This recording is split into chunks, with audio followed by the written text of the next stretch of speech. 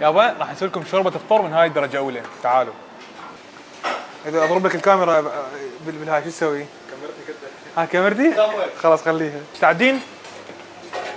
اول شيء راح نحط بيها ربع طن زبده بالجدر ونذوبها كل زين.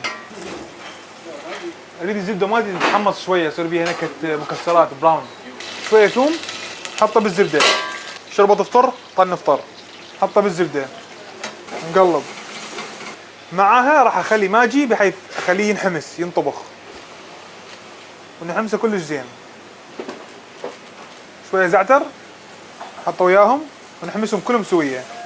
اهم شيء الماجي مالتنا ينحمس ويتكرمل. شويه طحين حتى الشوربه تصير ثخينه، نحمسها زين. نحط بيها مي حار شويه، نخليها تغلي وتتخن شويه. بعد شو صارت النهايه مالتها راح تكون كريمه. نصب الكريمه ونخلط زين. بعد القوام شلون صار خرافي. الشوربه مالتنا صارت جاهزه، راح نصبها بالكاسه. اللي يحب يطحن الافطار يطحنه، بس احنا خلينا تشانكس هيك قطع حتى تاكلها تحس بيها. كريسبي اونيون، شويه ملاعب العيد. هذا زيت اخضر مال بارسلي، حكي الانجليزي هذا زيت اخضر مال معدنوس. ولا شوربه افطار صارت جاهزه. هسه كل واحد يجيب له خاشوقه ويجرب. يلا نور.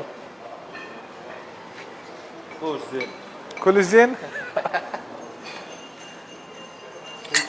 لبيت. انت صايم؟ يلا امشي من هنا صايم. يلا تراي.